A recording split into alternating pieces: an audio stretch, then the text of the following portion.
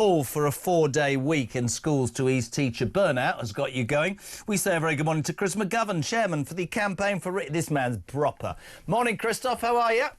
I'm well, thank you. Goodness me, this has probably created more response than even the junior doctors' strike, and that's going some. So calls for a 4-day week in schools to ease burnout. Campaigners have urged ministers, well, Bridget Phillipson, to allow schools in England and Wales, Chris, to pilot this 4-day week, arguing that shorter timetables could help tackle worsening teacher burnout, retention problems and rates and recruitment issues. Your thoughts? Well, it's a vote of no confidence in the teaching profession, for sure. Look, I taught for 35 years, Jeremy, and yes, it's a very tough job, but I have to say I find it an energising job. And I think good teachers, and there are plenty of those around, they feel energised by being with kids. You have to like the job. It's a vocation. The idea that it's going to be better for children if we have a 4-day rather than a 5-day week is, of course, a nonsense. We do need to do what's best for the children. If anything, we need to extend the school day so that children have time for extracurricular activities, sport, drama, and so forth. And, you know, I taught much of my career in large, comprehensive, 2,000 in one case, big schools, but I ended my career in the private sector. And in the private sector, we worked 7 days sometimes, and certainly worked 6 days, and we did a lot of time with the children. So the idea of cutting back time for children is entirely wrong. It's not. Teachers get 13 weeks holiday, for heaven's sake. So we want dedicated teachers who've got a vocation and who are committed. If they want to go to the hairdressers, there shouldn't be a teacher. Let me read you something which I think is really interesting, which is where the frustration comes from. You see, you'll have teachers ringing me this morning saying, you've no idea how much marking I have to do. And then you'll have people ringing and going, hold on a minute, you're in a warm classroom getting 17 weeks holiday. Then you'll have teachers going, but the stresses and strains. Rob is a trucker. He says, Jez, I've been a trucker for 20 years. I only work when the day ends in a Y. Last night, after a 13-hour day, I parked up in a lay-by, no facilities, no home comfort, a cold water wash and teeth brush this morning at 4 a.m. I won't be home, Jez, until Friday. Must be a really nice feeling working in a warm classroom and going home to a hot meal each night. My body is worn out and frankly it's a struggle getting out of bed every morning in the cold and miserable of the winter. But I do it because I do my bit and I am supporting my family. Why can't people stop bloody moaning? I get that, Chris. You must as well. Yeah, well, we need to stop feeling sorry for ourselves. Look, Jeremy, there are many great teachers out there who work incredibly hard, who love the job and who are doing a brilliant job for us all. But there are also malingerers and people who want an easy time.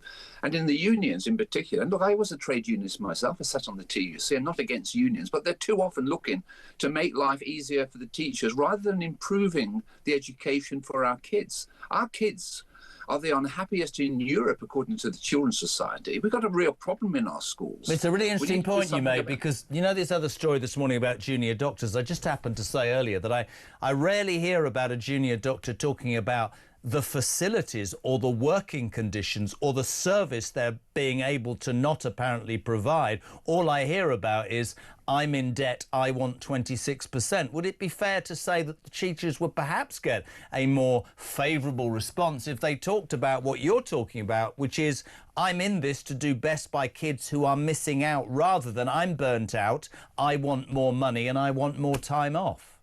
Yeah, and the problem is, too many teachers, perhaps still a minority, go into teaching as the point of least resistance, and they find it very tough. It is a tough job. But like nursing, like being a doctor, or should be like being a doctor, it's a vocation. You need to be committed, and also you need to be good at the job. Look, if you're a good teacher, Jeremy, you don't have many problems in the classroom. You find the job uplifting. I mean, it sounds strange to say to you, look, this is a job. It doesn't actually burn you out. It lifts you up. You go home in the evening, you've done a great job. The kids are great. The parents are great. If you're doing a good job and you're good at it, it's a fantastic job. The ones who are moaning are the ones who aren't very good at the job. Is it harder now? Is it harder because of how the world has changed? Let's give some credit where credit's due. Is it harder to be a teacher, to enact discipline, that there's so many things that you have to follow, that they're losing the will or the knack or whatever? It's certainly harder, I think. And I think the problem stems back to a lot of it to classroom discipline. I think teachers feel a bit isolated. They don't feel they've got the support of the senior management. and the senior management don't feel they've got the support of the government and of parents sometimes. We need a revolution in our classrooms, and we should start not by tampering with the national curriculum. We should start by saying at the age of 14, children either go along a vocational pathway or an academic pathway, scrap the GCSE. Let's think about a national curriculum to the age of 14 so that these kids have a sense of purpose in life. If you're teaching English literature to 15 or 16-year-olds on a Friday afternoon and they're not interested and they can't read it much anyway, it's a waste of time. Teach them about roofing or plumbing or electricity. Let me tell you a quick story which for me would sum up education, and I'm old and past it, right? My son is just 16 and wants to be a golf pro, right? And I think he's every chance of doing it, right? He got into this golf college and was told in unequivocal terms that he needed to pass English and maths, otherwise there was no choice. He'd have to do retakes, blah, blah, blah, and just wasn't switched on. So I got him a tutor. And I got him a tutor from the local golf course who I knew was a deputy headmaster. And he walked into the house and he went, H, I'll make a deal with you, yeah? He said, if you teach me how to chip and putt, I'll get you through English and maths. And you could see, seriously, switch straight on past all 7. I tend to think that teachers now are so rigidly defined, maybe by... I said about broadcasting. Broadcasters are so scared of losing their jobs, they forget to do their bloody jobs. I suspect, in credit to certain teachers, that is a point. But I don't think you're going to get sympathy when they go, well, I know we get 17 weeks, but we're burnt out. Because your average alarm clock Brit, Chris, who's been at it since 4 o'clock this morning, is going to go, are you having a laugh? That's not acceptable. Yeah, and that's probably true. And look, I'm a teacher, and I've got great sympathy for my colleagues in the profession, and most do a very good job. But they're not going to win sympathy by saying we want a 4-day week. No, they're going to win sympathy by saying, why don't we do a bit extra? Yeah. Why don't we help these kids after school? And look, they do deserve a good pay rise for that. But we need to support the profession. But in return, the profession needs to support the kids. It's not rocket science to work there, is it? We need a profession which is dedicated, not one which is switched off. Looking at the doctors' dispute, do no harm was the old idea of a doctor. Do no harm. They're doing harm now. And these teachers, by taking an extra day off, are doing harm to the kids. I want to keep you there, and I want to bring in somebody else, because there's another story doing the rounds this morning, Chris. Majority of schools are taking steps to be LGBT plus inclusive, says a poll.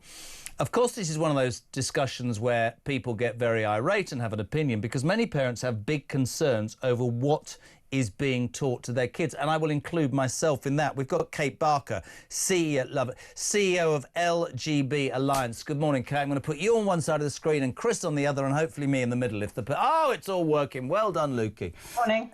Morning, Kate. What do you make of this? Majority of schools taking steps to be LGBT+, but parents have big concerns as to what their kids are being taught.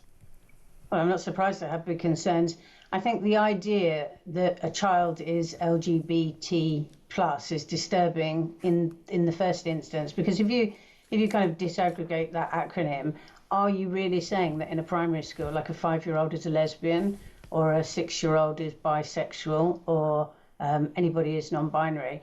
I'm personally really suspicious of any adults that try to impose sexual identities or imply that a child is a sexual being. To me, that's a real red flag. I have to say as well, it kind of reminds me of the paedophile information exchange and how they used to operate in the 70s and the 80s, because what they did, if you remember, they wanted to reduce the age of consent to 4, and they framed their campaigns around the idea of the rights of the child. So they'd say, well, look, some children want and enjoy sex with adult men, and it's kind, and it's, we need to listen to children and what they tell us about that. Wow. And it actually gained a lot of ground. It's made its way into the establishment, and people nodded along and thought that was a good idea.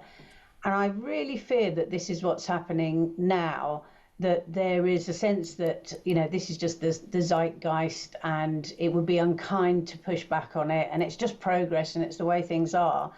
But actually, looping back to what you were saying before, teachers have got enough to do to get through the curriculum and focus on what really matters without being expected to be evangelical about... Box ticking, I call it. Box ticking. Yeah, no, absolutely. I think it's really, parents are absolutely right to be concerned. And we know as well that lots of teachers are concerned about it too, but feel compelled in some way to go along with this or to reveal themselves to be bigoted or somehow not progressive. It's really, really worrying. And the organisation I think that put this poll together was called, I think they're called Just Like Us. And one of their patrons, do you remember Dr. Ronks, who was in the news recently? Now, Dr. Ronks, I've written it down actually, is a black, queer, transmasculine, non-binary doctor, just so that we're clear. And they came up with this brilliant idea of going into schools, primary schools, and giving kids a bright yellow badge with "Safe with Me" written on it.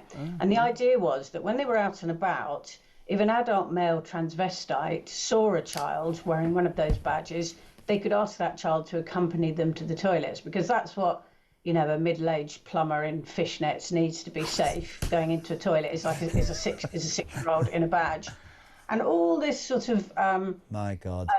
focus on children and their sexualities and their identities is disturbing in the extreme. And in this country, we have, an age of consent which is 16. Now, clearly, children, teenagers start thinking about sexuality and about sex and their identities before then. But the age of consent is a mechanism, it's a safeguarding mechanism, and it says below that age, you might be vulnerable, you might not understand what consent means, you might not understand what boundaries mean. And I feel that going into schools with messages about identity and asking children to choose their identity is kind of a breach of that established safeguarding mechanism. And would it be fair, don't take this the wrong way, because we've spoken before and I'm a massive fan of you, Chris, I think Kate speaks more sense on this than anybody I've ever spoken to, and I think people would be a little bit surprised. And you know what I mean by that, Kate, because they'd think that you'd come on as the CEO of LGB Alliance and say this is right. She's talking about something I've gone on about for ages. There is an age of consent. We are over-sexualising our kids. Let's get back to the basics. Let's get back to the practicality of education. Yes, we should teach our children when it happens, and parents and teachers, but what are we asking teachers to do? This inclusivity, it's just madness. A badge to allow a male transvestite to take a child to the toilet. Are you joking? My wife's worried, right, that tomorrow my son's going to see the stick man in Southampton and he's going to go in a minibus for 7 miles, and she's terrified that he might be in a crash, for God's sake. Can we get back to the reality of being a parent? Yeah, well, at least as a parent, you do have the right to look at the material being used for teaching relationships education. But, it's a sad situation where adults are unburdening their problems, their anxieties onto the shoulders of children. Yes, we should teach in secondary school. Of course, we should teach about homosexuality, and do it in a positive way. But also, really, we need to know a little bit more than that. There's a requirement to teach balance. So, in a quarter of the world, homosexuality, for example, is illegal. It's criminalised. We went to the World Cup recently, to a country where it carries the death penalty. 80% of countries don't allow same-sex marriage. Now, children need to understand that there's another world out there which sees things differently. And they need to understand, no, the whole of Africa isn't bad because much of it criminalises homosexuality. They need to understand why they do that. And we don't teach the full picture, we teach partial pictures. And look, it's a real problem. And I think we're overburdening young children in particular. They deserve a childhood. They're not interested in these issues particularly. There might be a polar bear one day, a princess the next, a fairy the next. It doesn't matter to them. When I was a head teacher, Jeremy, I taught them one thing. I said, you treat other people as you wish to be treated. That's what you need, and that's all you need. That's all you need, and that's it. And with a bit of common sense there, but we're obsessed by this. But if we are going to be obsessed by it, teach both sides of the cake. Why is it in Uganda or Qatar or Saudi Arabia they criminalise homosexuality? We're going to the World Cup in Saudi in a few years' time. The death penalty for homosexuality. Why was that? Is that because all the Saudis are bad? What's going on? Kids need to know that too. I really agree, and Kate, I guess you'd agree. It's all well and good to teach, and I think it's important. All sides of any coin. There's a discussion to be made about age, but it's like so much, it seems nowadays, the risk of, I can't find the right words, I've been up since 2, I need to become a teacher. is that we tend to be so obsessed now with box ticking, with being seen to do the right thing, that we're over exaggerating and missing perhaps basics. I can see balance, but balance is important. It's not happening, is it? I mean, I think it's about fact. It's about facts, and actually, the latest schools guidance was pretty good on that. And they said the balance should be around facts. So, for example, it is a fact that some people are homosexuals, some people are bisexual, but the majority of the world is heterosexual. However, it's a contested belief that children are born in the wrong body and are assigned a sex at birth. You know, and what we're having at the moment is those things, because you've got the aggregation of LGBTQ, you're linking together facts, which is facts about homosexuality, with a minority extreme contested belief, which is that people can change sex. And I think that's where the confusion lies. And the way to tell the difference, in my view, is that no child was ever harmed by being told a fact. What a great, I have to finish it there, but what an absolutely great line. If more teachers were like you two, the world would be a much better place. We really appreciate it. Kate Barker, thank you very much indeed, CEO of LGB Alliance, and Chris McGovern, the legend that is Chris McGovern. Thank you both very much indeed. What is it?